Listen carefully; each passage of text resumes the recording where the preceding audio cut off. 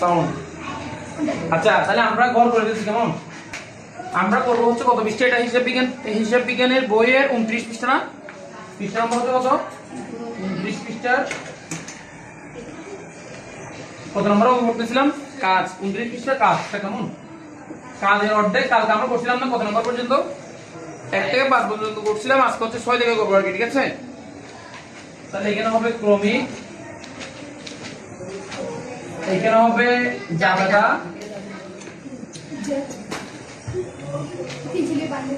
Public debit নাকি credit কেমন?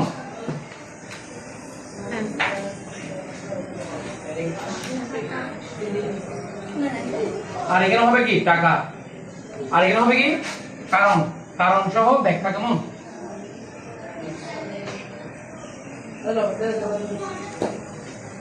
কারণ সহ ব্যাখ্যা। গড়গুলো করে দিছো? দুটো গড়টা করে নাও। আগেরটা গতকালটা কি করা থাকলে করো, ওখানেই করো। গতকালকের ওখানে করা থাকলে বাকি অর্ধেকটা ওখান থেকেই করো। তাহলে আমরা 6 নাম্বার থেকে শুরু করতেছি কেমন? 6 নাম্বার কি বলছে একটু দেখো, পড়ো। বলছে ব্যাংক হতে উত্তোলন করা হলো। ব্যাংক হতে উত্তোলন, কাল তোমাদেরকে বুঝিয়ে দিয়েছিলাম জন্য তারপরে করো নাই। ব্যাংক হতে উত্তোলন। আচ্ছা তোমার আমি বলছিলাম না যে ব্যবসায়ের মালিক এবং ব্যবসা দুইটা আলাদা সত্তা না? দুইটা আলাদা সত্তা। যদি সে কি করে, মালিক যদি টাকা দেয় সেটা যেমন আলাদাভাবে হিসাব করতে হয়,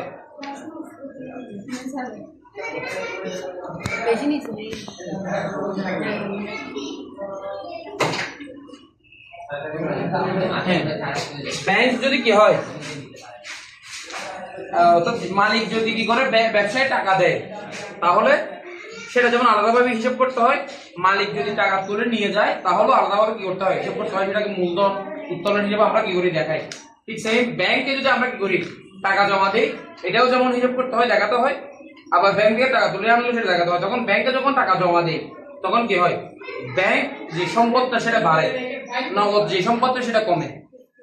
আবার ব্যাংক থেকে যখন টাকা তুলে নিয়ে আসি তখন নগদ টাকা, এটা একটা সম্পদ, এটা বাড়ে, ব্যাংকের যে সম্পদটা সেটা কি হয় কমে যায়। তো সেক্ষেত্রে আমরা ওটাও দেখাবো, সেভাবে দেখাবো। হচ্ছে কি ব্যাংক হতে উত্তোলন করছি, তাহলে কি আসছে বলতো? ব্যাংক হতে যখন উত্তোলন করলাম টাকা তখন কি আসছে, আমার নগদে টাকা বাড়ছে না? নগদের কি হয়েছে? নগদে টাকা বাড়ছে। আর নগদ টাকাটা কি সম্পদ না? সম্পদ যদি বাড়ে, সম্পদ যদি বাড়ে, এই সম্পদ যদি বাড়ে তাহলে কি হবে? ডেবিট না? ঠিক আছে, ব্যাংকের টাকা কমেছে, সেই ব্যাংকটা কি না? ব্যাংকটাও সম্পদ, তবে সেটা কমে গেছে, এটাও কি সম্পদ, তবে সেটা কি হয়ে যাবে? কমে যাওয়ার কারণে, সম্পদ কমে যাওয়ার কারণে ক্রেডিট হবে। তাহলে আমার একটা সম্পদ হচ্ছে নগদ, এই নগদ বেড়ে যাওয়ার কারণে, একটা সম্পদ বেড়ে যাওয়ার কারণে ডেবিট হয়েছে, ব্যাংকের টাকা কমে গেছে, আর একটা সম্পদ কমে গেছে তাই ক্রেডিট হয়েছে কেমন? তাহলে আমরা এখানে কি লিখবো? নগদের হিসাব ডেবিট, ব্যাংক হিসাব ক্রেডিট কেমন? লিখো।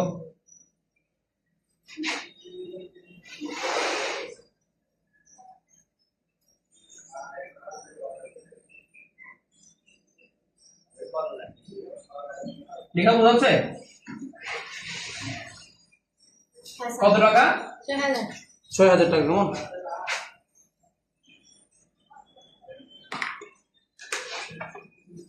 তাহলে আমি ব্যাখ্যাটা আর ওভাবে লিখলাম না কি, জাস্ট এখানে তোমাদেরকে ফ্লো দিয়ে দিলাম, তুমি ওভাবে লিখিয়ে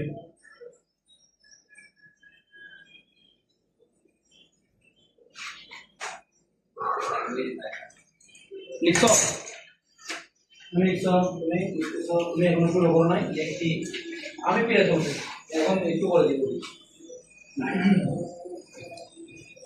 তুমি এখন এখানে গেল।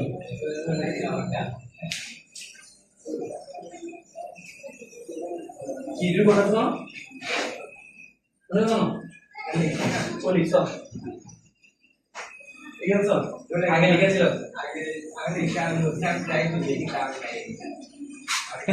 একটা ট্রাই করে। আচ্ছা এরপর 7 নম্বর কি বলছে? কত 7 নম্বরে কি বলছে? পড়ো দেখো একজন।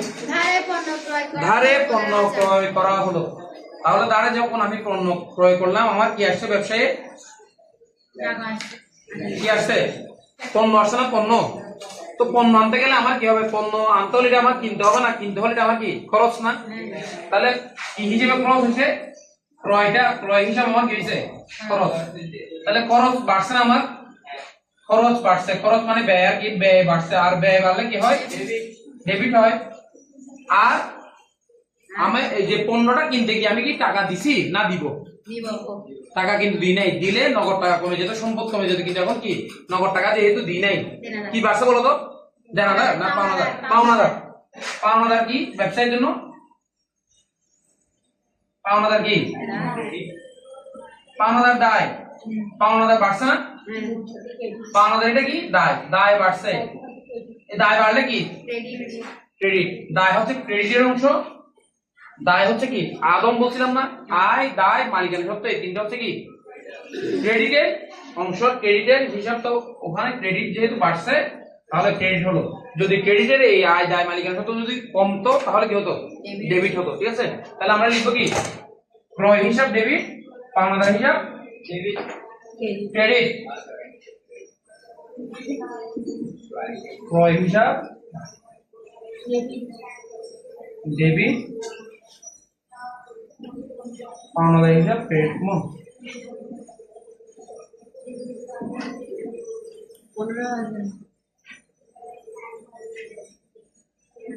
কত হাজার?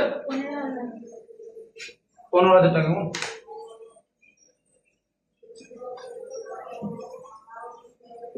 ওকে, বুঝতে পারছো?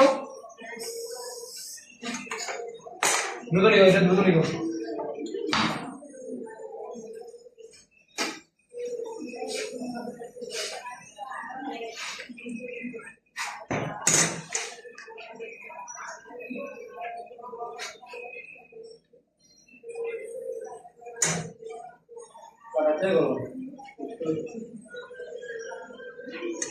তুমি এটা আরো বড় করে দেখে না, তুমি তোমার ব্যাখ্যা লিখতে হবে না, আরো বড় করে দেখে। তোমরা কিন্তু পরীক্ষার হলে এভাবে লিখবে না, ব্যাখ্যা কারণ সহ ব্যাখ্যা কিন্তু এভাবে লিখবে না। এভাবে লিখলে নাম্বার পাবো না। এটা জাস্ট আমি তোমাদেরকে বোঝানোর জন্য করাচ্ছি। তোমরা এখানে লিখবা কি? কিভাবে লিখবো করে এটা? তাহলে কি পণ্য ক্রয় করার কারণে কি লিখবা? ধারে পণ্য ক্রয় করার কারণে কি ক্রয় হিসাব ব্যয়টা কি হলো? বৃদ্ধি হচ্ছে। ব্যয় বৃদ্ধি, ক্রয় হিসাব নামক ব্যয় বৃদ্ধি হওয়ার কারণে আমার ডেবিট হয়েছে। ক্রয় হিসাবটা ডেবিট হয়েছে খরচ বৃদ্ধি পাওয়ার কারণে। আর পাওনাদার নগদের টাকা পরিশোধ না করায় পাওনাদার কি করছে? বৃদ্ধি পেয়েছে। আর পাওনাদার বৃদ্ধি পেলে ক্রেডিট। পাওনাদার হিসাব দায় বৃদ্ধি পেয়েছে। জায়গাটা দায় লিখবা। পাওনাদার হিসাবে পাশে কি দিবা? তোমাদের এটা বলছিলাম একটা অধ্যায়ে যে অনুশীলনীটা আছে ওটার মধ্যে আছে। শেষ তোমাদের লেখা? আচ্ছা, এরপর কি আছে বলতে একটু? মজুরি প্রদান করা হলো। 8 নাম্বার না এটা? মজুরি প্রদান করা হলো। মজুরি প্রদান করছি। মজুরি কাকে দেয়? কোন কর্মচারী হোক বা ওই যে বিভিন্ন লেবার থাকে না, লেবারদেরকে মজুরি দেয়। আমার পণ্য নিয়ে আসছে, মনে করো সে নিচ থেকে পণ্যটা আমার প্রতিষ্ঠানের উপরে তুলে দিচ্ছে আর কি। তো তাকে সেই কর্মচারীকে বা সেই লেবারকে কি করলাম? আমি টাকা দিলাম, শ্রমিককে টাকা দিলাম। তো টাকা দিলাম, সেটা কি আমার টাকা চলে গেছে না? তো টাকা চলে গেলে কি নগদ টাকা চলে গেলে সম্পদ কমে যাওয়া। এই যে নগদ কমে গেছে। এখন নগদ কমে গেছে তার মানে কি সম্পদ কমে গেছে। সম্পদ কমে গেলে ডেবিট। সম্পদ কমে গেলে ডেবিট। ক্রেডিট কি হবে? ক্রেডিট। কেমন? আচ্ছা, মজুরি যে আমি দিলাম, মজুরিটা কি আমার জন্য? মজুরিটা আমার জন্য ব্যয় না? মজুরিটা আমার জন্য ব্যয়। তাহলে কি বাড়ছে? আমার মজুরি ব্যয় বাড়ছে না? মজুরিটা কি? এটা একটা ব্যয়। মজুরি একটা ব্যয়। এটা মজুরিটা বাড়ছে মানে কি বাড়ছে? ব্যয় বাড়ছে। আর যদি ব্যয় বাড়ে কি হয়? ডেবিট। বুঝতে পারছো? আমি আগে করে লিখতেছি, এটা বোঝানোর জন্য, বোঝানোর স্বার্থে আগে করে লিখতে সমস্যা না, কিন্তু লেখার সময় তুমি ডেবিটটাই আগে লিখবে। কি লিখবা? তাহলে মজুরি খরচ হিসাব বা মজুরি হিসাব। কেমন? মজুরি খরচ হিসাব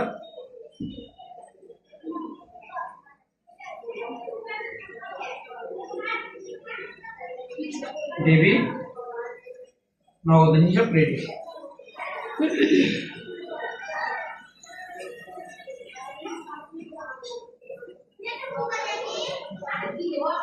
কত হাজার?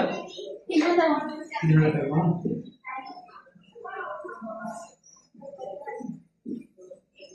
ঠিক আছে, লিখছো সবাই? আমি তো লিখতে লিখতে লেখা শেষ হয়ে যাওয়ার কথা। এরপরে বলছে ক্রয় ফেরত। ক্রয় ফেরত, ক্রয় করলে আমার কি হয়? খরচ বাড়ে না? এখন ক্রয় ফেরত দিলাম, মানে কিনে আনলাম, খরচ বাড়ছিল, এখন ক্রয় কিনাটা আবার কি করলাম? পণ্যটা আবার ফেরত দিয়ে দিলাম, তার মানে কি হয়ে যাবে? আমার খরচটা কমে যাবে। তার মানে খরচ, এদিকে খেয়াল করো, আমি অঙ্কটা শেষ করবে তার মানে লিখিও, খরচটা যদি আমার কমে যায় তাহলে কি, মানে এই যে ক্রয় ফেরত যেটা, সেটা কি আমার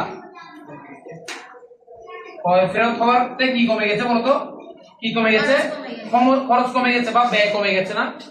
ক্রয় ফেরত হওয়ার কারণে কি কমে গেছে? ব্যয় কমে গেছে। আর ব্যয় কমে গেলে, ব্যয় কমে গেলে কি? ক্রেডিট। ব্যয় বেড়ে গেলে ডেবিট, ব্যয় কমে গেলে ক্রেডিট। আচ্ছা, এখন ক্রয় করলাম, যখন আমি ক্রয় করছিলাম, এই যে ক্রয় করছিলাম, তখন আমার কি বাড়ছিল বলতো? খরচ বাড়ছিল, আর একটা কি বাড়ছিল? পাওনাদার বাড়ছিল না? এখন ক্রয় ফেরত হওয়ার কারণে কি কমে যাবে? পাওনাদার কমে যাবে না? কালকে বলছিলাম, মনে করো আমি 5,000 টাকার পণ্য কিনছিলাম ধারে, 5,000 টাকা, 5,000 টাকার পণ্য কিনলাম, ওখানে নষ্ট করাতে বা পচা বা আমার মন মতো না হওয়ার কারণে, আমার অর্ডার অনুযায়ী না হওয়ার কারণে আমি 1,000 টাকার পণ্য ফেরত দিয়ে দিলাম, ঠিক না? এটা হচ্ছে ক্রয়। এটা কি? 5,000 টাকার পণ্য কিনছি কিভাবে?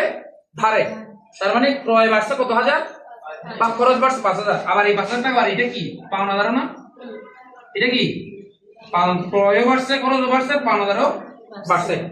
এখন যখন আমি ক্রয় ফেরত করলাম, কি 1,000 টাকা কি করলাম? ক্রয় ফেরত করলাম, কি কমে গেছে? যে খরচ, এটা কমে গেছে না? খরচ এটা কি হয়ে গেছে? ঠিক সেম, আবার পাওনাদারও কমে গেছে না? তার মানে 1,000 টাকা পাওনাদার কমে গেছে, দায় 1,000 টাকা কমে গেছে মনে করো, আবার ক্রয় খরচ 1,000 টাকা কমে গেছে। তাহলে কি এখানে কি লিখবো? পাওনাদার কি হয়ে গেছে? পাওনাদার কমে গেছে না? এটা কি কমে গেছে? দায় কমে গেছে। আর কেমন? তো দায় কমে গেলে কি? হ্যাঁ, ডেবিট। কেমন? তার মানে লিখবো কি, এই যেখানে পাওনাদার ছিল ক্রেডিটে, কমে যাওয়াতে কি হয়ে গেছে? কোন ডেবিট হয়ে গেছে। পাওনাদার হিসাব ডেবিট, ক্রয় ফেরত হিসাব ডেবিট, ক্রেডিট। আর কেমন?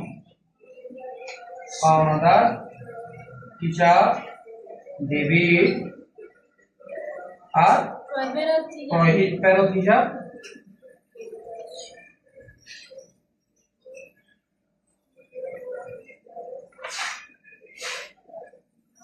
কত হাজার? 2,000 না?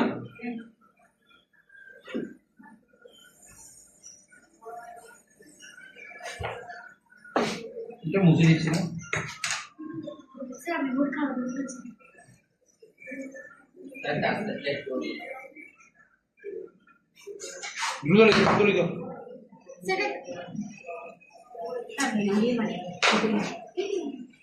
দেখি লাস্টেরটা কে করতে পারবা? একদম লাস্টেরটা, লাস্টে কি আছে? মালিক কর্তৃক উত্তোলন কে করতে পারবা? মালিক কর্তৃক উত্তোলন। এই দেখো, খেয়াল করো, তোমরা পারতেছো না কেন? এই যে আমার যে কি করলো, মালিকের যে টাকা তুলে নিয়ে গেল, আমার কি কমে গেছে? নগদ টাকা কমে গেছে না? নগদ টাকা কমেছে, এটা কি সম্পদ না? তো সম্পদ কমে গেলে কি? সম্পদ কমে গেলে ডেবিট না? আর আর কি হয়েছে? উত্তোলন বাড়ছে না? উত্তোলনের পরিমাণ বাড়ছে। উত্তোলন যদি আগে 10,000 করছিল, এখন 10,000 টাকা আরো 10,000 টাকা নিচ্ছে, তার মানে এখন মনে করো 20,000 টাকা হয়ে গেছে উত্তোলন। আগে উত্তোলন নিছিল, উত্তোলন করছিল 10,000, এখন আবার নিচ্ছে 10,000, তার মানে উত্তোলন বাড়ছে না? উত্তোলন বাড়লে কি? উত্তোলন বাড়ছে না? উত্তোলন মালিক কমছে না বাড়ছে? হ্যাঁ, উত্তোলনে মানুষ না, উত্তোলনে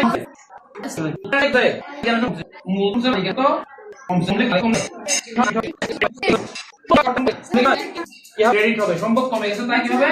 ক্রেডিট। আর মূলধন যে কমে গেছে, মালিকানা সত্ত্ব কমে গেছে, কমে গেলে কি হয়? ডেবিট হবে না? যেহেতু মালিকানা সত্ত্ব বাড়লে ক্রেডিট, এটা মালিকানা সত্ত্ব আদম না, বারবার বলে যাও, আদমটা ক্রেডিট। তার মানে কি, মালিকানা সত্ত্ব বাড়লে ক্রেডিট, কমলে ডেবিট। কেমন? তার মানে লিখবো কি, উত্তোলন হিসাব ডেবিট, লিখো উত্তোলন হিসাব ডেবিট,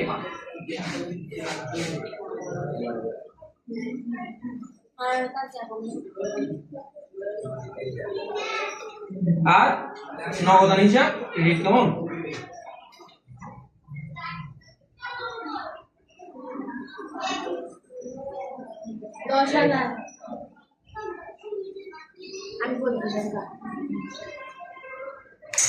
ঠিক আছে না? শেষ আমাদের 29 পৃষ্ঠার যে কাজ, কাজের বাকি অংশগুলো আমরা শেষ করলাম আজকে।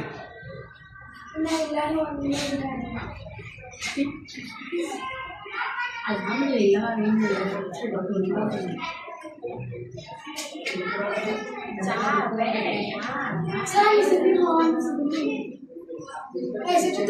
32 পৃষ্ঠার যে কাজ, এটা করতে হবে। 32 পৃষ্ঠা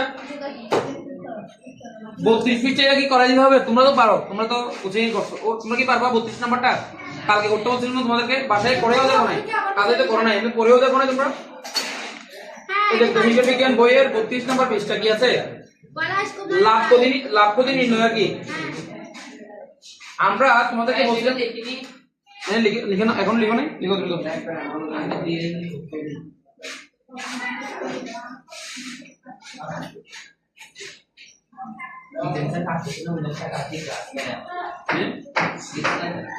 স্যার আপনার সাথে জানাটা কেন দিতে পারবো? পাতা দিতে আসলে কোন হবে? পুরো বাধা সচ্ছন্ন করে দিই। পুরো বাধা। এটাকে 120 দিতে দিয়ে স্যার বাঁধেন বেরিয়ে দিতে পারেন বাইরে বাইরে এই তোমার ছিল দরপা দাগিলে পদ্ধতি, এখানে দেখ তলে পদ্ধতির কিছু হিসাব নিকাশ দিতে কেমন মায়ের ছিল বাইরে লিখো না তোমরা কেন? এক তলে পদ্ধতির বিষয়টা একটু বড় তো একজন 31 পৃষ্ঠা লাস্ট একদম। যে সকল ব্যবসা প্রতিষ্ঠানের আয়তন ছোট ও লেনদেনের সংখ্যা কম, সেই সকল প্রতিষ্ঠানে একতরফা দাখিলা পদ্ধতি অনুযায়ী হিসাব সংরক্ষণ করা হয়। তাহলে কি বলছে এখানে? একতরফা দাখিলা পদ্ধতি কোন প্রতিষ্ঠানগুলোতে করা হয়? যে সকল একতরফা দাখিলা পদ্ধতির হিসাব নিকাশগুলো করা হয় কোন প্রতিষ্ঠানে? যে প্রতিষ্ঠানগুলোর আয়তন ছোট। মনে করো পানের দোকান, মনে করো হচ্ছে কি এই আর কি হতে পারে? হ্যাঁ কিসে খাওয়া যাবে। হ্যাঁ, তারপর এরকম মেনু ছোট ছোট নাস্তার দোকান থাকে না, নাস্তার দোকান থাকে, বা হতে পারে মুদি দোকান হতে পারে, মুদি দোকান। এগুলো ছোট না, আয়তনে ছোট, ওখানে কর্মচারীও তেমন থাকে না, ইনভেস্টমেন্টও বেশি থাকে না। হ্যাঁ ছোট ছোট লাঠি মারা দোকান। তো তাহলে এখানে ছোট এবং লেনদেন কম, যেখানে লেনদেন হয় কম, 1000 5000 এতটুকু সর্বোচ্চ। তো এই ধরনের প্রতিষ্ঠানগুলোতে কি করা হয়? একতরফা দাখিলা পদ্ধতি হিসাব সংরক্ষণ করা হয়। এই পদ্ধতিতে কোন লেনদেনের একটি পক্ষে, কোন লেনদেনের দুটি পক্ষই কি থাকে? কোন লেনদেনের কোন পক্ষই লিপিবদ্ধ করা হয় না। বুঝতে পারছো? তাহলে একতরফা দাখিলা পদ্ধতিতে কি হয়? মাঝে মাঝে এক পক্ষ হয়, মাঝে মাঝে দুই পক্ষ হয়, আবার মাঝে মাঝে কোনো লেনদেনই কি করা হয় না, লিপিবদ্ধ করা হয় না। প্রকৃত পক্ষে একতরফা দাখিলা পদ্ধতি কি নয়? বিজ্ঞানসম্মত পদ্ধতি নয়। বিজ্ঞানসম্মত পদ্ধতি কোনটা? দুতরফা দাখিলা পদ্ধতি। আমরা বলছিলাম না, এদিকে ডেবিট, এদিকে ক্রেডিট, এদিকে সমান এদিকে এল প্লাস ওই, এদিকে সমান এর সাথে ওদিকে এল প্লাস ওই সমান থাকতে হয়, ডেবিট যত ক্রেডিট তত থাকতে হয়, ঠিক না? এটা হচ্ছে দুতরফা দাখিলা পদ্ধতি। তো এখানে বলছে, এরপর দেখো কি বলছে, এই সমস্যা এই পদ্ধতিতে কিছু সম্পদ ও দায়ের হিসাব সংরক্ষণ করা হলেও আয় ও ব্যয় হিসাব গুলো সংরক্ষণে গুরুত্ব দেওয়া হয় না। তার মানে একতরফা দাখিলা পদ্ধতিতে কোনগুলো হিসাব সংরক্ষণ করা হয় না? বলো, একতরফা দাখিলা পদ্ধতিতে কোন হিসাবগুলোর সংরক্ষণ করা হয় না বা গুরুত্ব কম দেওয়া হয়? লেনদেন দুটি বলো লেনদেন দুটি কোন লেনদেনের দুটি বল পক্ষে এবং কোন লেনদেন উত্তর তাই কি বলো তুমি বলো। হ্যাঁ বলো, তুমি বলো। কোন পক্ষগুলোর হিসাব বা কোন হিসাবগুলোর গুরুত্ব কম দেওয়া হয় একতরফাতে? কোন হিসাবগুলো? হিসাব তোমাদেরকে আমরা বলছিলাম তো কয় ধরনের হিসাব আছে? সব আদম মানে কি? সম্পদ ব্যয় আয় দায় মালিকের মতো 5 ধরনের হিসাব আছে না? 5 ধরনের মধ্যে সম্পদ আর দায়ে কি করা হয়? হিসাব সংরক্ষণ করা হয়, কিন্তু মাঝে মাঝে কি করা হয় না? আয় এবং ব্যয়ের হিসাব সংরক্ষণ এ গুরুত্ব দেওয়া হয় না। কেমন? এই তোমরা বলতে পারবা? বলো। সম্পদ এবং দায়ের কি করা হয় হিসাব সংরক্ষণ করা হয়। সম্পদ মানে তোমার ওই মুদি দোকানগুলোতে, কসমেটিক্স এর দোকানগুলোতে, পানের দোকানে তোমার কি লাগবে, কি করা হয়? এই যে তোমার যে মনে করো আসবাবপত্র লাগবে না, মনে করো দোকান চেয়ার টেবিল লাগবে না, লাইটিং ডেকোরেশন লাগবে না, তো এগুলো সম্পদ না। এক্ষেত্রে হিসাব সংরক্ষণ করা হয়, কিন্তু আয় ব্যয়ের কি করা হয় না, মাঝে মাঝে হিসাব সংরক্ষণ বা গুরুত্ব কম দেওয়া হয়। তো ব্যবসায়ের লাভ ক্ষতি নির্ণয়ের ক্ষেত্রে এখানে কিছু সূত্র আর পদ্ধতি দিছে, দেখছো?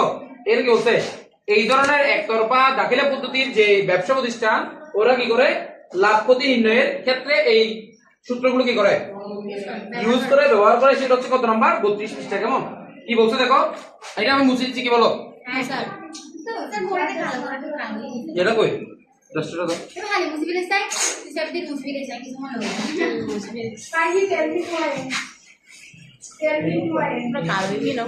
সূত্রটা কেউ একজন বলতে পারবা? সূত্রগুলো লাভ ক্ষতি নির্ণয়ের সূত্রগুলো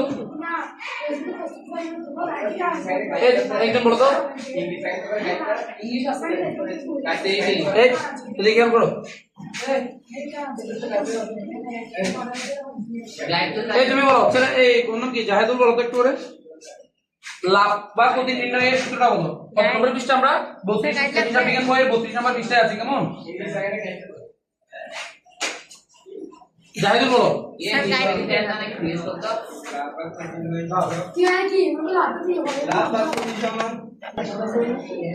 ওকে, এই দেখো 32 নম্বর কি বলছে, লাভ বা ক্ষতি। জাহেদুল বলো তো।